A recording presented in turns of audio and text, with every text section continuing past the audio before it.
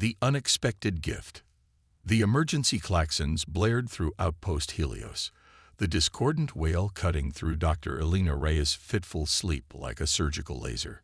She bolted upright, already reaching for her medkit, before her feet hit the cold metal floor. 3 years stationed on this remote human frontier had conditioned her body to respond before her mind fully awakened. Medical emergency in Hangar Bay 7. The station AI announced with maddening calm. All medical personnel report immediately. Elena sprinted through the corridors, her white coat flapping behind her like wings.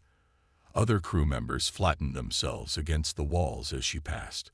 The outpost hadn't seen a true emergency in months. Routine injuries and the occasional bout of exotic bacteria were the extent of her usual challenges. "What's the situation?" she demanded as she skidded into the medical bay to grab additional supplies. Dr. Nakamura, her senior colleague, looked up from hastily assembling a trauma kit. His face had gone ashen. "Unscheduled diplomatic vessel from the Vexari Imperium just docked. They're bringing in their royal, critically injured." Elena's blood ran cold. The Vexari were notoriously private about their ruling class. For them to seek human medical assistance meant the situation was beyond desperate. The Vexari. Here. She double-checked her translator implant. That makes no sense. Their nearest territory is 3 systems away. Tell that to the 7-foot mantis creatures currently terrifying our dock workers, Nakamura replied, shoving a portable regenerator into her hands. You're the only one who's even studied cinephysiology. I'm backing you up, but you're taking point. Before Elena could protest, the hangar doors slid open. 6 towering Vexari warriors entered, their iridescent exoskeletons gleaming under the harsh lights. Between them, they carried what looked like a cocoon of shimmering material. Dark fluid, blood, Elena realized, dripped steadily onto the floor. The lead Vexari's mandibles clicked rapidly, the universal translator struggling to keep up. The Radiant One requires immediate assistance. Her vessel was attacked. Royal physicians perished. Elena approached the cocoon cautiously. I need to examine her. Can you open this? With reverent movements, the warriors peeled back the material. Elena gasped. Inside lay a Vexari unlike any she'd seen in her xenobiology texts. Rather than the green-black coloration of the warriors, this one had a pearl-white exoskeleton with swirls of gold. One of her 4 arms was nearly severed, and a jagged crack ran along her thorax, oozing viscous blue fluid. Jesus, Elena whispered. That is luminous Queen Kiveri Vex, the warrior announced, antennae trembling. If she dies, war erupts across 12 systems. No pressure, Elena thought grimly as she ran her scanner over the alien queen. The readings made her heart sink. Multiple organ failures, severe exoskeletal damage, and toxins she couldn't even identify coursing through the queen's system. Prep surgery Bay 1. She called to Nakamura. I need synthetic hemolymph, regenerative compounds, and every text on Vexari physiology in our database. Dr. Reyes, Station Commander Phillips' voice crackled over her comm. Protocol demands we contact Earth Central before performing any procedure on a Category A diplomatic entity. Elena watched as the Queen's breathing grew more labored, her magnificent compound eyes dulling. She'll be dead before we get a response. I'm invoking emergency medical authority. That's your career if anything goes wrong, Phillips warned. Then I'd better not let anything go wrong, Elena replied, cutting the connection. She turned to the warriors. Get her to that room. Now. The surgery lasted 14 hours. Twice, Elena thought she'd lost the queen. The Vexari warriors remained motionless outside the surgical bay. So still they might have been statues. Elena worked feverishly, piecing together the queen's shattered exoskeleton, synthesizing compounds to counteract the toxins, and carefully reconnecting severed neural pathways unique to Vexari royalty. When she finally emerged, exhaustion threatening to drop her where she stood, 6 pairs of compound eyes fixed on her. The luminous one will live, Elena announced hoarsely. The warriors dropped to their knees in perfect unison, touching their foreheads to the floor. The lead warrior rose first. "You have preserved the light of the Imperium. The debt is immeasurable." "Just doing my job," Elena said, swaying slightly. "She'll need specialized care for several weeks, possibly months. I've stabilized her critical systems, but the neural damage was extensive." The warrior's antennae twitched, a gesture Elena recognized as thoughtfulness. "This matter will be addressed. Rest now, healer. We will guard the luminous one." Elena barely made it to the small office adjoining the med bay before collapsing onto the cot there. She was vaguely aware of station security arriving, diplomatic channels opening, and Commander Phillips' voice raised in argument. But exhaustion pulled her under before she could process any of it. She awoke to a gentle shake. Nakamura stood over her, his expression unreadable. "How long was I out?" she mumbled. "Almost 12 hours. The Queen is stabilizing. Her vital signs are improving steadily." He hesitated. "But there's a situation." Elena sat up, instantly alert. "What kind of situation?" "The Vexeri High Council has arrived. They're insisting on speaking with you. Only you." Her stomach nodded. "Am I being court-martialed for violating diplomatic protocol?" "Not exactly. It's, you should just come see." The station's conference room had been transformed. The utilitarian furniture had been pushed aside to make room for an ornate dais where 3 Vexeri counselors sat. Their exoskeletons were so heavily adorned with jewels and precious metals that they glittered painfully under the lights. Behind them stood more warriors, and between them, Elena squinted. Between them was what appeared to be a hover platform supporting another cocoon, this one made of a translucent material that revealed the outline of a Vexeri form within. Commander Phillips looked like he'd aged a decade overnight. "Dr. Reyes," he said stiffly, "the Vexeri High Council wishes to express their gratitude." The central counselor rose, towering nearly 8 feet tall. "Dr. Elena Reyes of Earth, you have preserved the luminous Queen when our own physicians could not.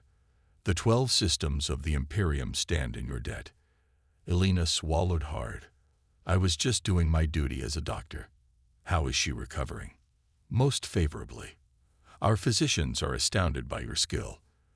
The counselor's mandibles clicked in what Elena recognized as a gesture of respect.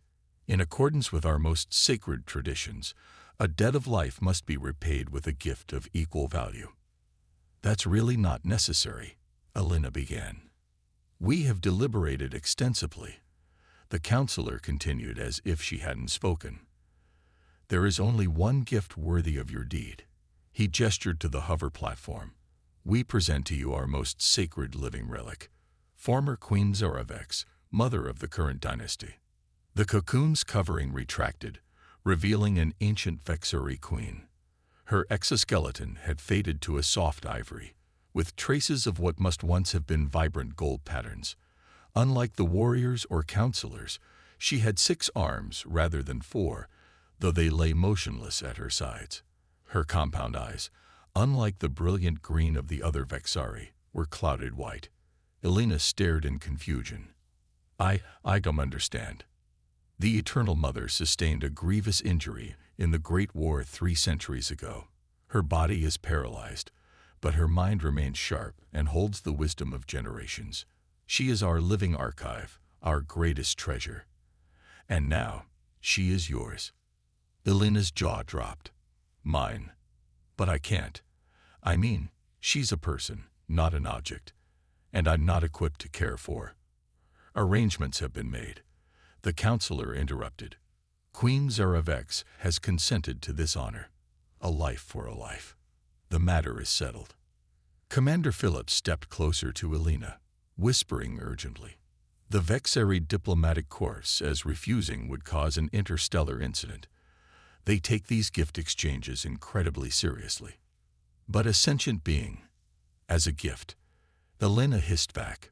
"Think of it as becoming her caretaker," Phillips suggested desperately. "We've been trying to form stronger ties with the Vexari for decades. This could open diplomatic channels we've never had access to before. Helena looked at the ancient queen, feeling trapped. The old queen's clouded eyes seemed to be looking directly at her, despite her apparent blindness. For a moment, Helena felt a strange sensation, like a whisper brushing against her mind. Helena straightened her shoulders. I am deeply honored by this gift, though I feel unworthy. I will do my best to care for Queen Zora Vex with the respect she deserves. The counselors clicked their approval. The arrangements are complete then.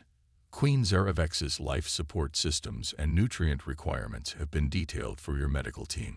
Her personal attendants will remain for 1 Earth week to facilitate the transition. As if in a dream, Helena watched as the hover platform was directed toward her. The ancient queen remained motionless, only the slight movement of her breathing visible. Dr. Reyes, Commander Phillips murmured, "Congratulations. You've just become the first human to be personally gifted an alien royal. I hope you know what you're doing." Helena stared at the paralyzed queen who was now, apparently, her responsibility. "I haven't got a clue," she whispered honestly. As the platform came to rest before her, the ancient queen's clouded eyes seemed to focus for just a moment. Again, that strange whisper touched Helena's mind, bringing with it a feeling that could only be described as amusement. "Welcome, little healer. We have much to discuss, you and I." Helena nearly jumped out of her skin. The voice had been clear as day, inside her head. She looked around wildly, but no one else seemed to have heard it. The Vexari counselors were already discussing logistics with Commander Phillips, and the warriors stood at attention as always. Had she imagined it? Was exhaustion making her hallucinate? The ancient queen's mandibles didn't move, but the voice came again, like dry leaves rustling in Helena's mind. "No, little healer, you are not imagining this. The gift they have given you is far more than they realize, and far more dangerous." Helena felt the blood drain from her face as she realized what she had just accepted. This was no simple diplomatic gift. This was the beginning of something that would change everything. Strange connections. "So let me get this straight," Dr. Nakamura said, peering at the ancient Vexari queen who now occupied a large portion of Helena's quarters. "You've been telepathically communicating with her for 3 weeks, and you haven't told anyone." Helena massaged her temples, fighting off the beginnings of a headache. The neural implant the Vexari attendants had fitted her with before their departure, ostensibly to monitor the Eternal Mother's needs, occasionally caused these splitting pains. Who would believe me, hero? Command already thinks I've lost my mind for accepting this gift. If I started claiming the paralyzed alien queen is talking inside my head, I'd be on the first transport back to Earth for psychiatric evaluation. Nakamura glanced nervously at Zora Vex. The ancient queen remained motionless on her hover platform, her clouded eyes seemingly fixed on the viewport that showcased the swirling nebula beyond the station. Only the slight rhythmic pulsing of her breathing sacs indicated she was alive. "What does she say?" he asked cautiously. Helena sighed, dropping onto her couch. "History. Stories.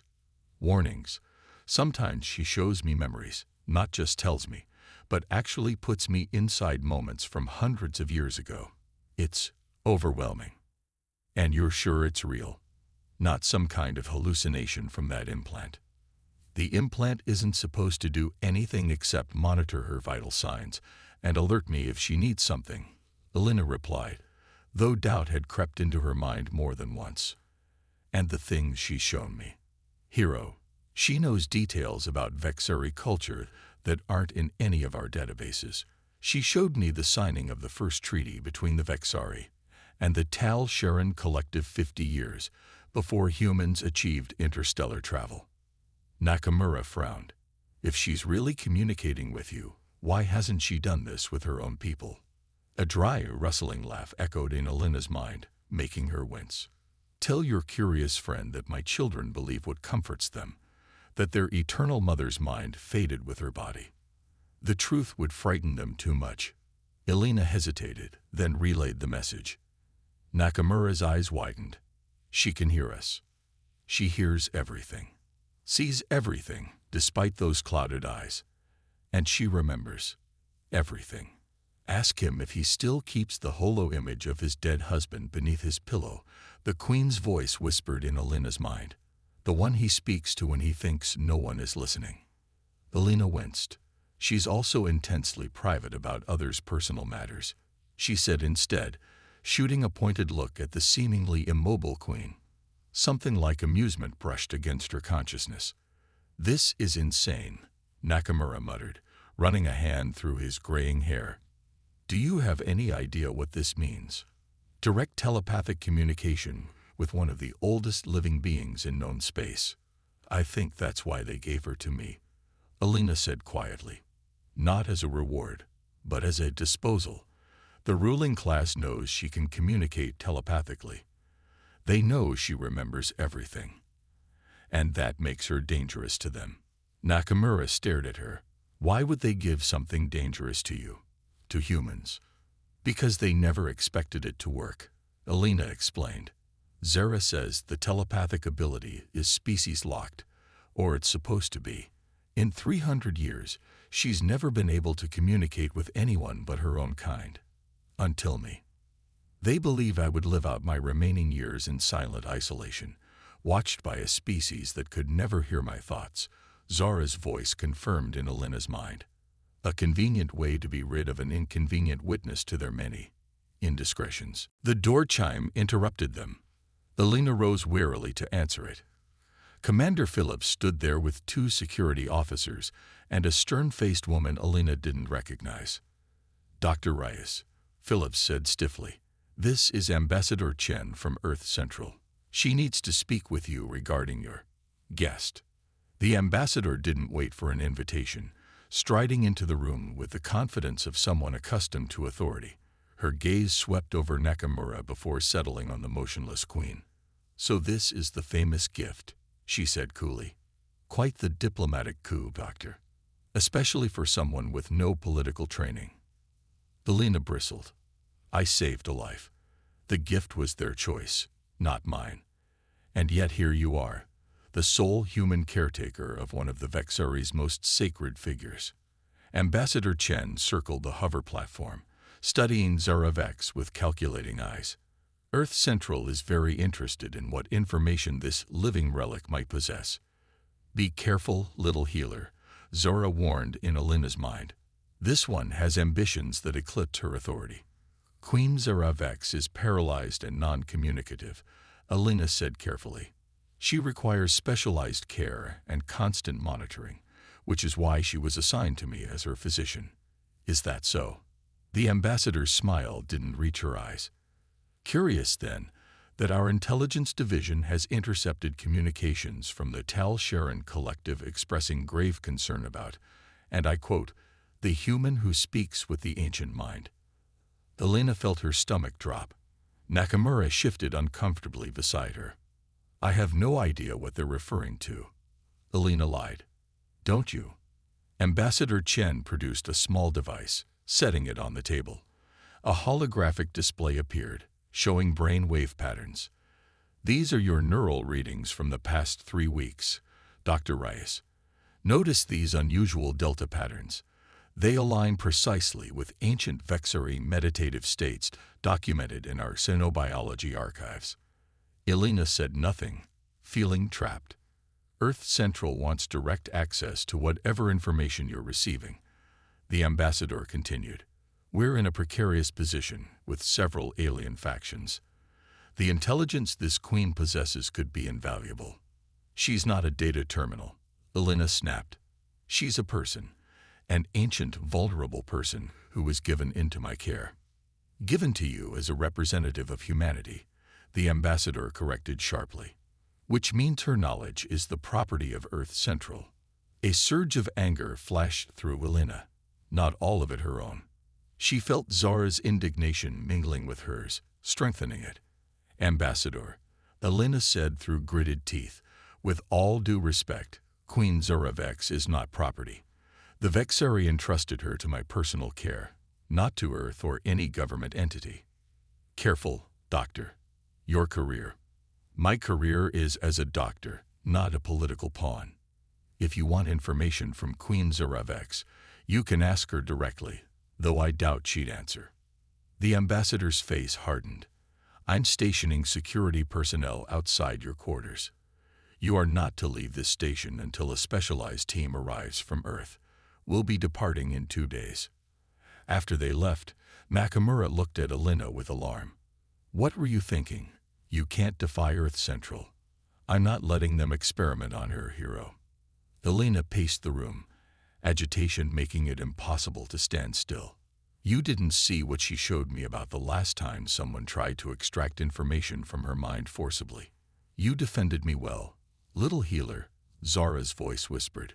But you have placed yourself in danger. The humans will not stop until they have what they believe I possess. And what do you possess?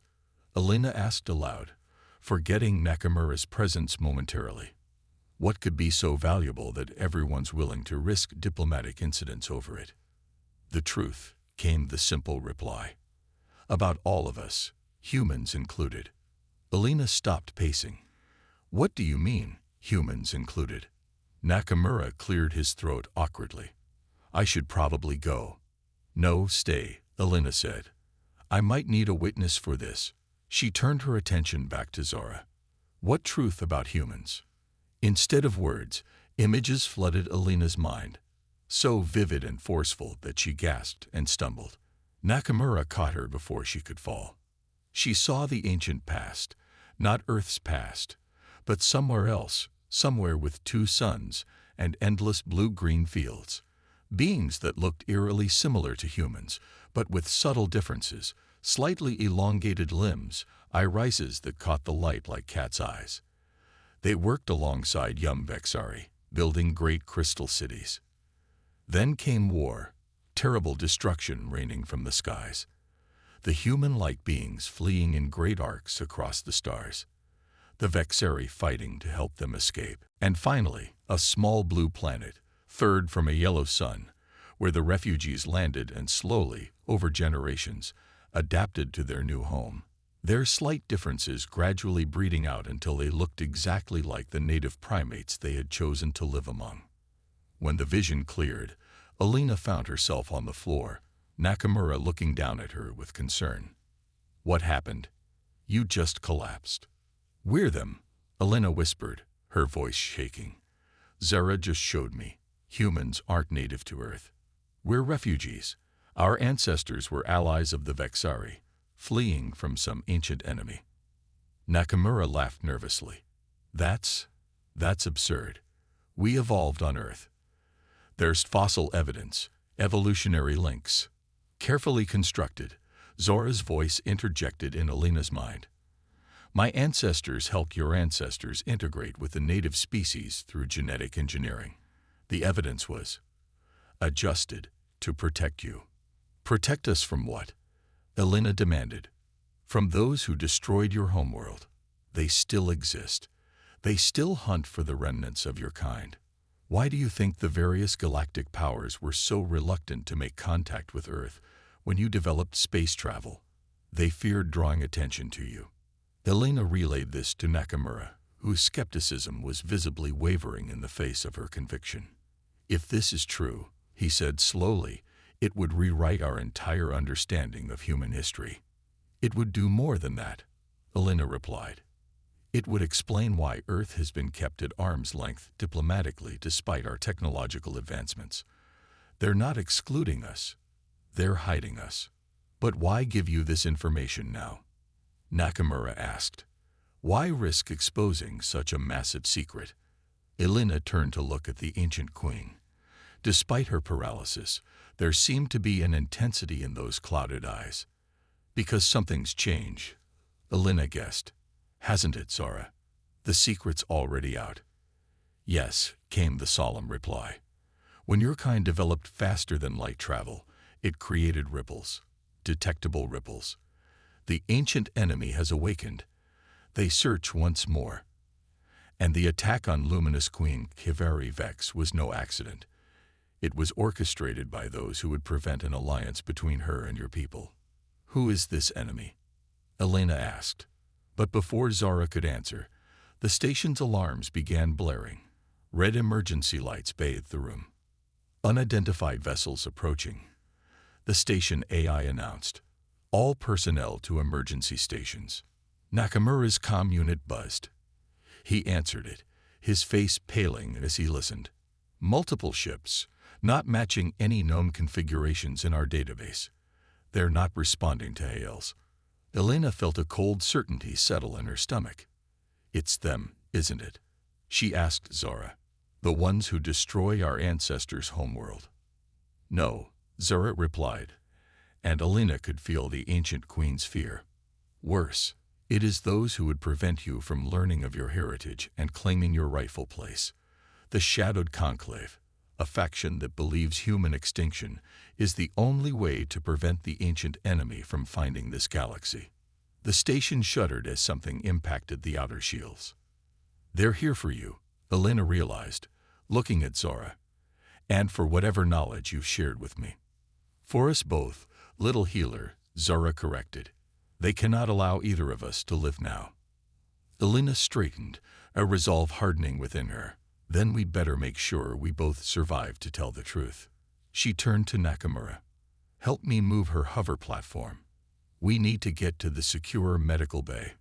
"What are you going to do?" he asked, already moving to help. Elena's hand went to the neural implant at her temple, the connection point between her mind and Zara's. "I'm going to make sure that no matter what happens to us, the truth survives." As they maneuvered the hover platform toward the door, Elena felt Zara's consciousness pressing more firmly against her own. "There is much you do not yet understand, Elena Reyes, about the gift you were given, about why, of all humans, you alone can hear my thoughts. Can we discuss my special qualities after we survive this attack?" Elena muttered as they entered the corridor. "Your bloodline is not random, little healer. In your veins flows the blood of those who once ruled alongside my kind. You are not just any human." The station rocked again, more violently this time. Emergency lights flickered. "Multiple breaches detected," the AI announced. "Unknown entities boarding on levels 3, 7, and 9. Elena looked down at the ancient queen, a terrible suspicion forming. "Zara, am I somehow related to the human-like beings you showed me?" "The refugees." "Not just related," Zara replied, her mental voice gaining strength. "Descended from their royalty. Why do you think the Vexari High Council truly gave me to you? They recognize what you are, even if you do not." The corridor ahead of them filled with smoke as a nearby section decompressed. Security barriers slammed down, cutting off their route to the medical bay. "We're trapped," Nakamura said, his voice tight with fear. Elena felt something stirring within her mind. Ancient knowledge, dormant abilities awakening through her connection with Zora. Something the Vexari counselors had never anticipated when they gave their gift to the human who had saved their queen. "No," Elena said with newfound certainty. "We're exactly where we need to be." She placed her hand on Zora's exoskeleton, feeling a strange resonance between them. "Show me what I need to do." In the distance, they could hear the sounds of battle, and strange, clicking footsteps approaching rapidly. "It begins," Zora's voice echoed in her mind. "Remember, little queen, you were never the recipient of the gift. You are the gift."